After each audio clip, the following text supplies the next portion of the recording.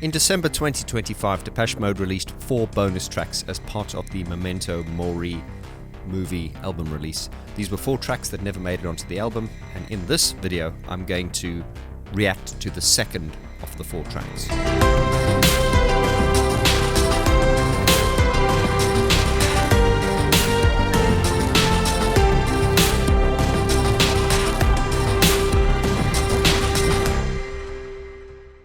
Hi and a warm welcome to the channel once again. This the second video in my reaction series of the new 4 tracks which were released last year, late sort of mid-December, and they were the 4 tracks: Life 2.0, Survive, Give Yourself to Me, and In the End. Now, I've just done a reaction video to the first one that I've listened to, and that was Survive, and as I did with that, I'm going to react to this honestly. And what I mean by that is you're not going to see, oh my god, you know, all those idiots out there, those attention seekers that do these reaction videos and they do these over the top things. You won't get that here. You're just going to get my real reaction. And to keep this real, as I promised you on the first video I reacted to, I have not listened to the 4 tracks. I deliberately did not listen to them because I want my reaction to be sincere. And you can check out the first video I did, Survive. And today I'm going to check out Life 2.0. So let's jump straight into it and we'll see what we feel.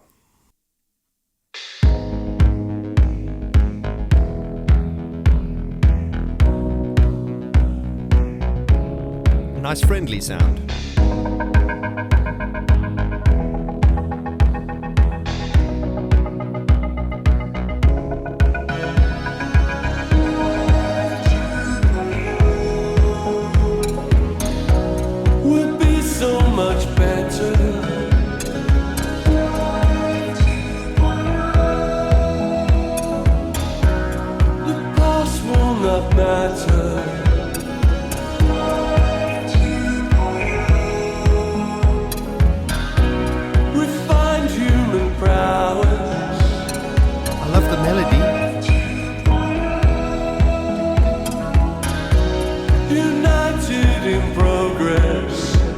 We're heading for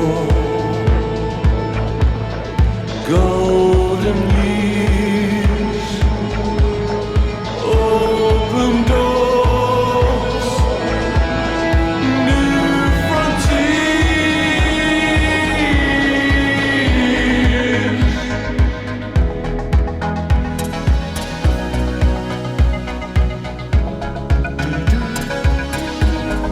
Love that.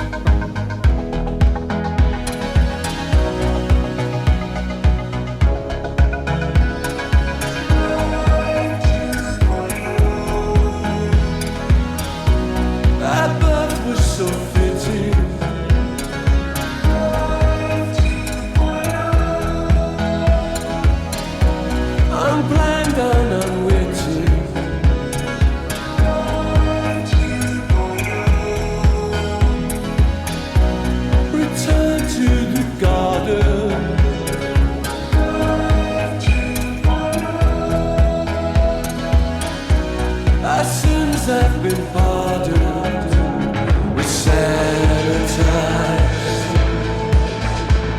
sterilized, unified,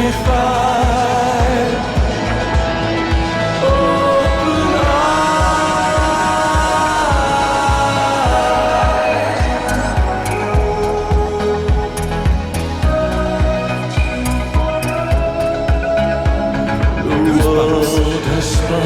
Goosebumps. We've just begun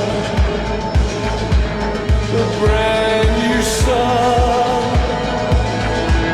for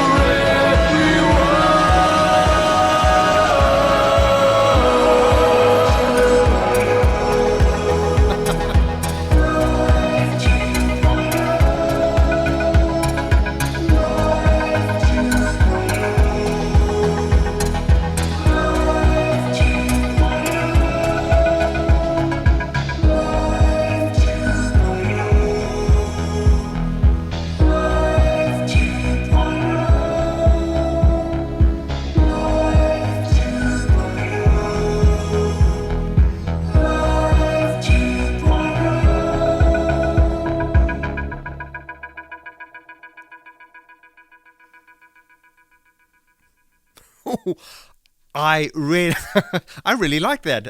Poof.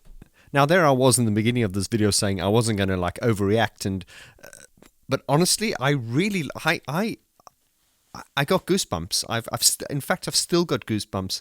I really like this. I think if you watch the video with me watching Survive, I was kind of like listening to it, and when I first listened to Survive, I said, yeah, I think it's good. But then having said that, I've had more subsequent listens to Survive, and I thought, when it comes to a Depeche Mode song, good should be the least that is expected of a Depeche Mode song. And indeed, what I will do is once I've reacted to all 4 of these tracks, I'm going to come back and do a breakdown of the songs on piano and keyboard and just, analyze the chords like, I do on this channel. And I will have more of a in-depth feeling on the songs. However, the idea here is just to get my initial reaction. And I think if you watch the first video on Survive, you can see that my reaction is a lot more, animated here. As I said, I hadn't listened to them. I came in with these with sort of neutral expectations. But this I really, really like. And the fanboy in me and the music lover is listening to this and going, why did you guys not put this on the album? This is a fabulous song. Now, at the end of the day, when it comes to putting an album together, an album has to tell a story. And of course, if you from the days where LPs or albums were a thing, like if you're my age or older, you will know that usually you have a body of work of 10 songs and there's kind of like an arc or a thread running through it. And sometimes you might have a song that's great but doesn't necessarily sit on the album. However, just so far as taste is concerned and my feelings on Memento Mori, in my opinion, is the best Depeche Mode album in a long time. I haven't been really blown away by most of their catalogue in the last 25 years or so, but I did like Memento Mori. And this song to me is one of those little gems. What I like about it is, and indeed, if you look at Depeche Mode, the way they made albums throughout their career, a lot of attention to detail and passion and time and was put on the songs, into the songs, and this is what made them a band unlike any others.